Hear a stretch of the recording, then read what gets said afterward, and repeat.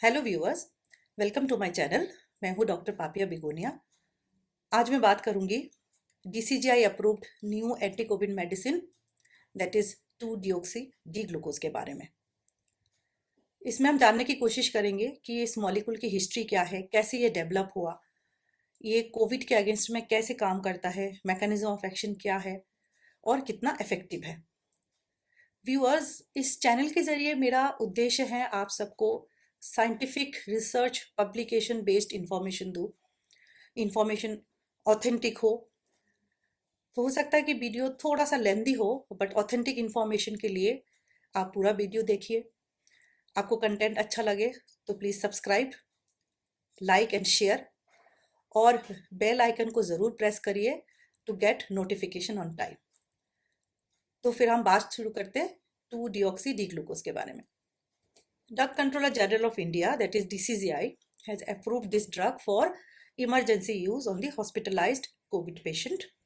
इस ड्रग को डेवलप किया डीआरडीओ ने, that is defence research and development organisation. Under the DRDO INMAS ने इसके ऊपर काम किया।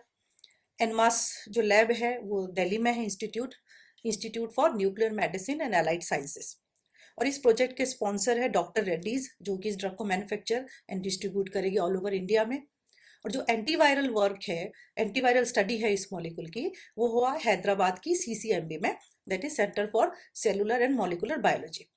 तो इस तरह से 4-5 ऑर्गेनाइजेशन के कंट्रीब्यूशन के से ये ड्रग डेवलप हुआ है, उसके ऊपर स्टडीज हुआ है और अब ये ड्रग मार्केट में अवेलेबल है। अब ये क्या है 2 डिओक्सी डी ग्लूकोज? ग्लूकोज एक बेसिक कार्बोहाइड्रेट मॉइटी है, एक मोनोसेकेराइड है। जो हम कार्बोहाइड्रेट फूड खाते हैं, जैसे जो भी स्वीट फूड है, वीट है, राइस है, जो कार्बोहाइड्रेट होता है या स्टार्च होता है, आफ्टर ब्रेकडाउन सबसे आखिरी में बनता है ग्लूकोज, जो कि बहुत रेडीली अवेलेबल होता है बॉडी के लिए। ये मॉलिक्यूल जो है ग्लूकोज का एक एनालॉग है, ग्लूकोज जैसा है with a slight modification. What is this slide modification?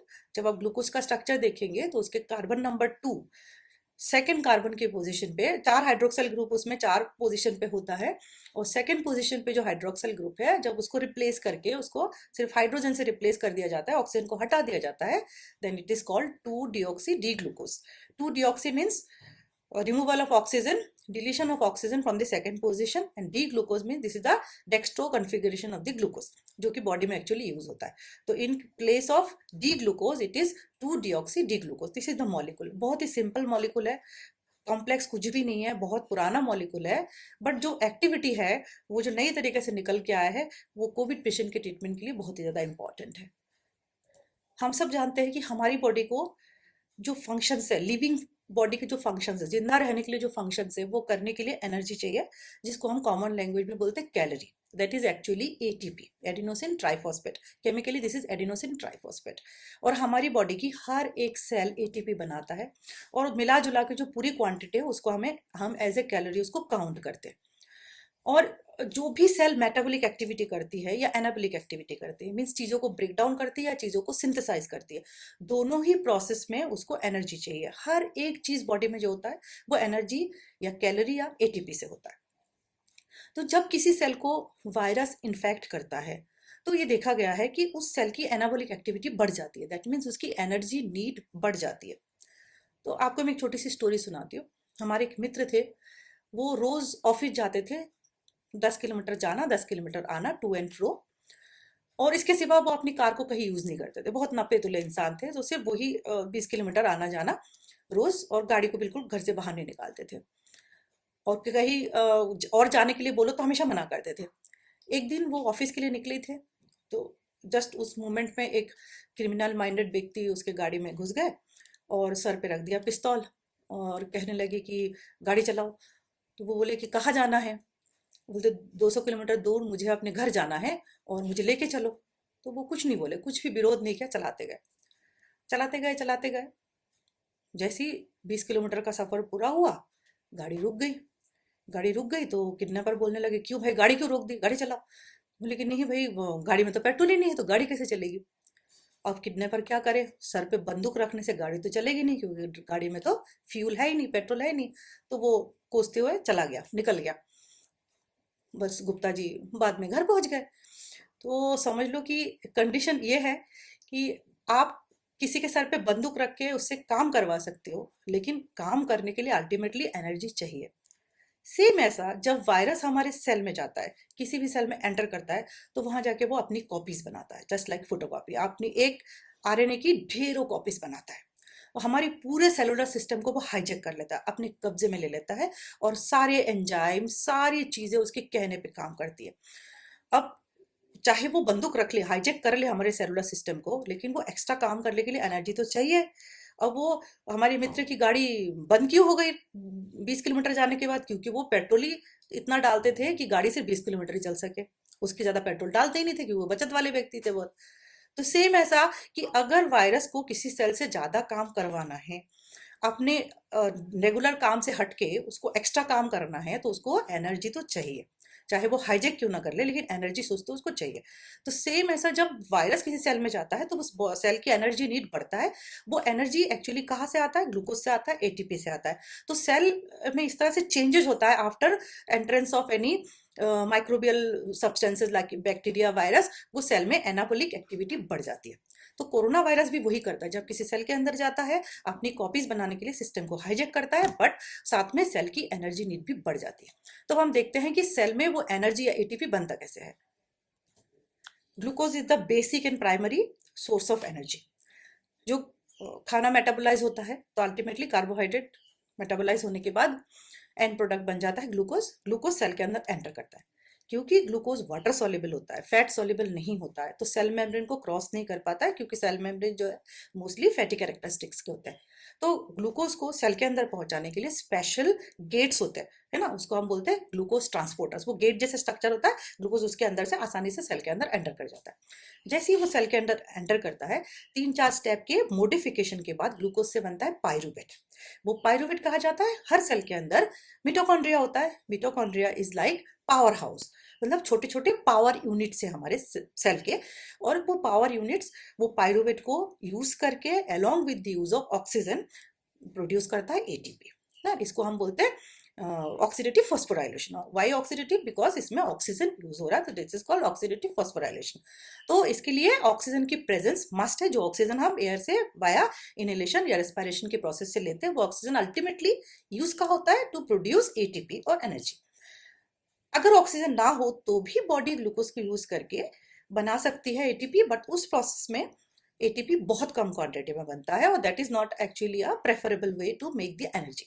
तो एनर्जी बनाने का प्रेफरेबल वे है ऑक्सीडेटिव फॉस्फोराइलेशन। और मिटोकॉन्ड्रिया के अंदर after breakdown of glucose, glucose को इस्तेमाल करके पायरूवेट से देन उस सेल के अंदर मिटोकॉन्ड्रिया के अंदर हम उसको बोलते हैं क्रेब्स साइकिल या टीसीए साइकिल। उसमें पूरा एक पावर हाउस जैसा फंक्शन होता है और वहां पे बनता है एटीपी और एनर्जी।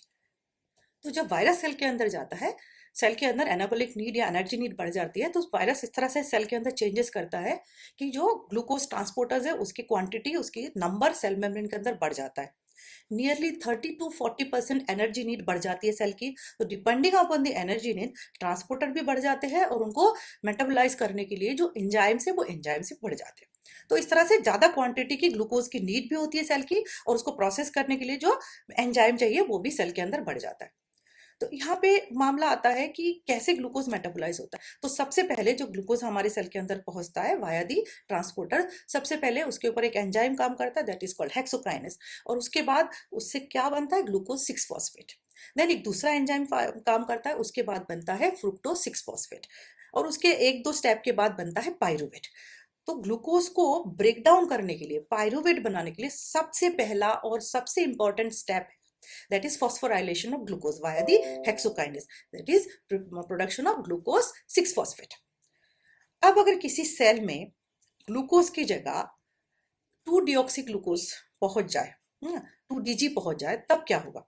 क्योंकि जो वो ट्रांसपोर्टर्स है वो उसको अंदर जाने देगा, ग्लूकोज ट्रांसपोर्टर, क्योंकि it is like same like glucose, it is like a glucose analog और कॉल्ड स्यूडो ग्लूकोज।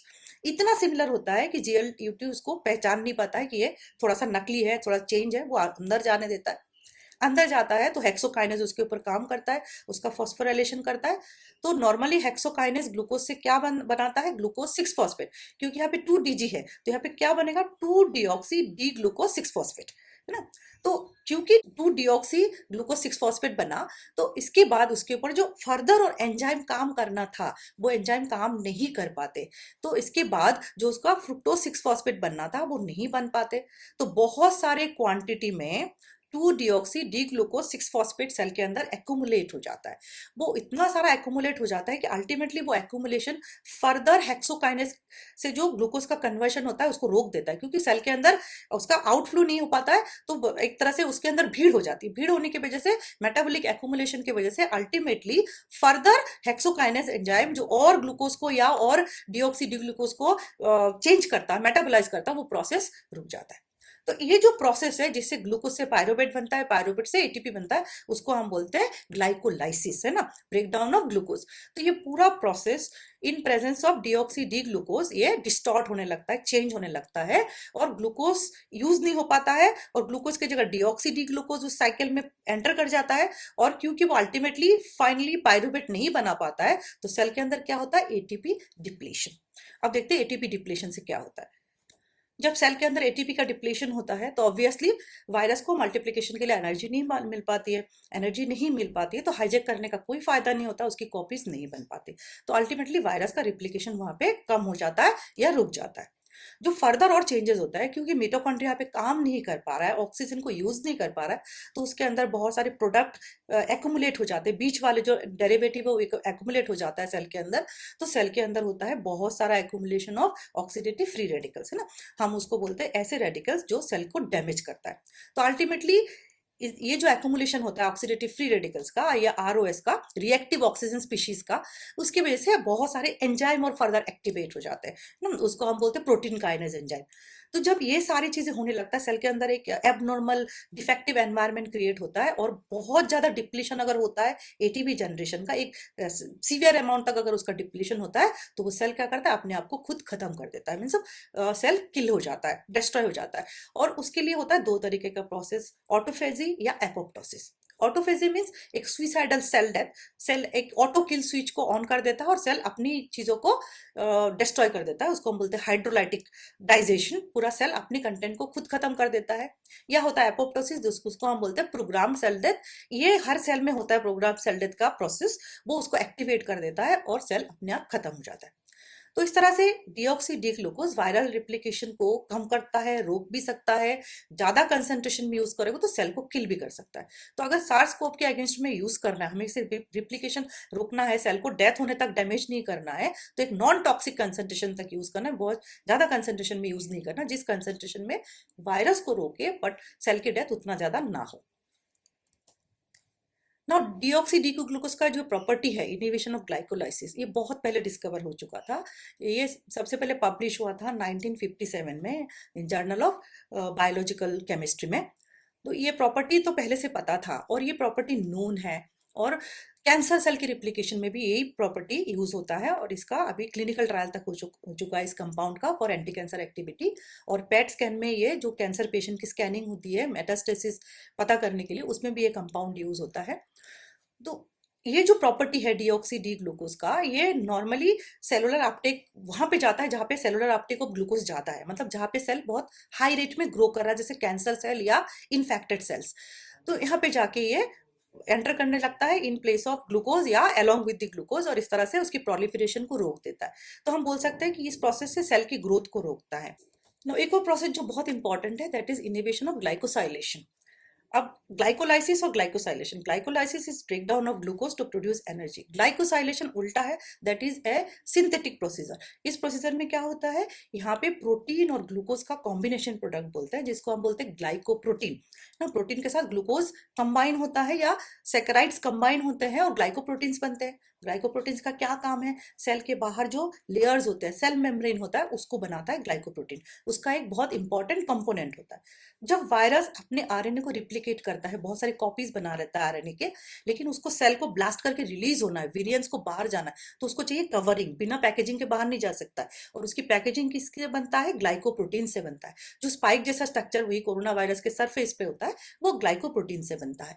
तो जब तक प्रोटीन और ग्लूकोज का कॉम्बिनेशन होकर ग्लाइकोप्रोटीन नहीं बनेगा तब तक उसका बाहर का आउटर कवरेज नहीं बनेगा, आउटर कवरेज या पैकेजिंग नहीं होगा तो रिलीज भी नहीं हो पाएगा। और अगर ये इनसफिशिएंट हुआ, क्वांटिटी कम बनी, तो क्या होगा, उसकी प्रॉपर स्पाइक की स्ट्रक्चर नहीं बन पाएगी। जब प्रॉपर स्पाइक की स्ट्रक्चर नहीं बन पाएगी तो रिलीज होने के बाद भी वो दूसरे सेल को इन्फेक्ट नहीं कर पाएगा, क्योंकि वही स्पाइक या ग्लाइकोप्रोटीन उसके एंटीजेनिसिटी के लिए रिस्पॉन्सिबल है। सेल के अंदर एंटर करने के लिए जो रिसेप्टर के साथ बाइंड होता है, वो रिसेप्टर के साथ बाइंड होने के लिए इंपॉर्टेंट है। That is called infectivity. मतलब वायरस दूसरे सेल को इन्फेक्ट कैसे करेगा, नए सेल को, तब जब वो बाइंड होगा और एंटर करेगा। लेकिन वो ग्लाइकोप्रोटीन या उसकी स्पाइक प्रोटीन अगर प्रॉपरली नहीं बन पाएंगे या क्वांटिटी कम होगा, तब कभी भी वो नए सेल के साथ बाइंड नहीं हो पाएगा, उसको इन्फेक्ट नहीं कर पाएगा।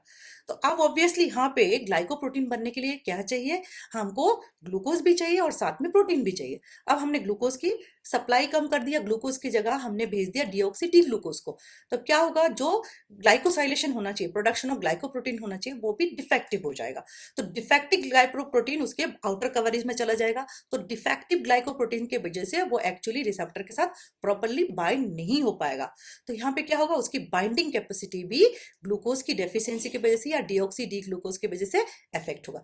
तो इस तरह से यहाँ पे देखिए, ये जो डीऑक्सी डी ग्लूकोज है, दो तरीके से कोरोना वायरस के ग्रोथ को रोक रहा है। पहला तो है energy depletion by inhibition of glycolysis, दूसरा है जो स्पाइक प्रोटीन या ग्लाइकोप्रोटीन है उसकी सप्लाई को कम कर देना, या उसमें मटेरियल की सप्लाई कम होने से उसकी सिंथेसिस कम होना। तो यहाँ पे वो रिप्लिकेशन भी रोक रहा है और इन्फेक्टिविटी भी रोक रहा है। रिप्लिकेशन मीन एक से बहुत सारी कॉपीज बटा, इन्फेक्टिविटी मीन्स एक नए सेल को जाके इन्फेक्ट करना या होस्ट को इस तरह से इफेक्ट करना कि वो सेल के अंदर पहुंच जाए। तो ऑब्वियसली ये दो तरीके से काम करता है। तो दो तरीके से काम करता है तो उसकी एफिकेसी भी काफी अच्छी है। तो ये जो इनहिबिशन ऑफ ग्लाइकोसाइलेशन है, ये सबसे पहले 1976 में पब्लिश हुआ था ये रिपोर्ट। और ये जो कंपाउंड है उसके ऊपर जो एंटीवायरल एक्टिविटी है, already papilloma virus, herpes virus, dengue virus के ऊपर उसके ऊपर काम हो चुका है। बट थैंकफुली जब कोरोना वायरस के ऊपर अगेन डीआरडीओ ने काम किया और इफेक्ट देखने की कोशिश की कि ग्रोथ रोकता है कि नहीं रोकता, तो पता चला कि बहुत अच्छे से ये कोरोना वायरस के ग्रोथ को भी रोकता है। तो इस तरह से ये प्रोडक्ट जो है डेवलप होकर मार्केट में रिलीज होने के लिए आ गया। डीसीजीआई ने उसको अप्रूव कर दिया। ये compound first, second, third, 3 clinical trial phase से गुजर के मार्केट में आया। ट्रायल स्टार्ट हुआ था अप्रैल 2020 में और अप्रैल 2021 तक ये तीनों फेज क्रॉस करने के बाद मार्केट में आ गया। तो उसके बेनिफिट्स क्या है, ये ड्रग जो है वो पेशेंट में, जो हॉस्पिटलाइज पेशेंट जो वो सप्लीमेंट ऑक्सीजन में है, तो उनके ऊपर अगर दिया जाता है तो ये ऑक्सीजन की नीड को कम कर देता है। हॉस्पिटल में रह के जो रिकवरी पीरियड है, वो रिकवरी पीरियड को करीब करीब 30% तक फास्ट कर देता है। ऑक्सीजन की नीड को 42% कम कर देता है। सिम्टम्स काफी कम कर देता है। But condition is that this is for adjuvant use, मतलब एडिशनल यूज के लिए along with the standard therapy. बाकी ड्रग बंद नहीं करना, बाकी ड्रग के साथ उसको एडिशनली देना है। और इसका यूज बहुत आसान है, जस्ट लाइक ग्लूकोज है ना, जैसे ग्लूकोज को हम पानी में घोल के लेते हैं, सेम इसका सैशे आता है, 5.85 ग्राम के सैशे आता है। उसको सिंपल पानी में घोलना है और पीना है, और दिन में 2 टाइम लेना है, morning and evening, just before meal या 30 मिनट्स बिफोर मिल। तो बहुत आसान है उसका कंजम्पशन, और उसका एफिकेसी भी काफ़ी अच्छा है। अगर ये हॉस्पिटलाइज पेशेंट की ड्यूरेशन को कम करता है या उसकी ऑक्सीजन नीड को कम कर देता है। अब ये कंडीशन आता है कि ये ग्लूकोज की मेटाबॉलिज्म को रोक के, ग्लाइकोलाइसिस को रोक के सेल में एनर्जी सप्लाई को कम कर देता है। तो क्या हमारी पूरे बॉडी में एनर्जी सप्लाई कम हो जाएगी, तो फिर हमारे ऑर्गन्स के फंक्शन भी तो इफेक्ट होंगे, सिलेक्टिविटी है नहीं। लेकिन थैंकफुली हमारी बॉडी इस तरह से डिजाइंड होता है, जो हमारा लिवर और किडनी है वो इतना वेल डिजाइंड होता है कि वो डीऑक्सी डी ग्लूकोज को एंटर करने नहीं देता। उसकी जो ग्लूकोज ट्रांसपोर्टर होता है वो इतना स्पेसिफिक होता है, वो पहचान जाता है कि ये नकली है, उसको अंदर आने नहीं देता। दैट मीन्स अगर हम डीऑक्सी डी ग्लूकोज लेते हैं तो हमारे लिवर फंक्शन और किडनी फंक्शन इफेक्ट नहीं होंगे। तो इससे फायदा ये होगा कि हमारी बॉडी में ऑक्सीजन की नीड कम हो जाएगी, क्योंकि हमारा मेटाबॉलिक प्रोसेस बाकी सेल्स में भी थोड़ा बहुत कम हो जाएगा। तो अगर पेशेंट की बॉडी में ऑक्सीजन सैचुरेशन कम है, तो उस कम ऑक्सीजन सैचुरेशन में भी उसकी बॉडी बेटर फंक्शन कर पाएगी ना। Maybe that is also a reason कि किस तरह से ये पेशेंट की बॉडी में ऑक्सीजन नीड को कम कर देता है। तो ये मॉलिक्यूल अभी जो है वो एम्स में एक लिमिटेड नंबर ऑफ पेशेंट्स के लिए यूज करने के लिए रिलीज किया गया है, और फर्दर फ्यू डेज के बाद वो पूरे कंट्री में लार्ज क्वांटिटी में अवेलेबल होगा। अगर यूज के दौरान उसके ऊपर डाटा कलेक्ट किया जाए कि पेशेंट के ऊपर किस तरह से काम करता है। ऑलरेडी जो क्लिनिकल ट्रायल हुआ है उसमें बहुत ज्यादा पेशेंट नहीं, लेस देन 350 पेशेंट्स के ऊपर ट्रायल किया गया है, और एजेड पेशेंट वैक्सीन के ऊपर भी ट्रायल किया गया, स्टिल दो और नंबर के ऊपर ट्रायल की जरूरत है। अगर वो ट्रायल चलता रहेगा अलोंग विद द यूज, अगर डेटा कलेक्शन चलता रहेगा तो उसके और बेटर इफेक्ट या और भी चीजें जो एफिकेसी है या कैसे काम करता है उसके ऊपर और इंसाइट्स मिलेंगे और डिटेल इंफॉर्मेशन मिलेगा। सो व्यूअर्स, आज के लिए इतना ही। अगर आपको कंटेंट अच्छा लगे तो please subscribe, like and share. See you next time. Thank you so much.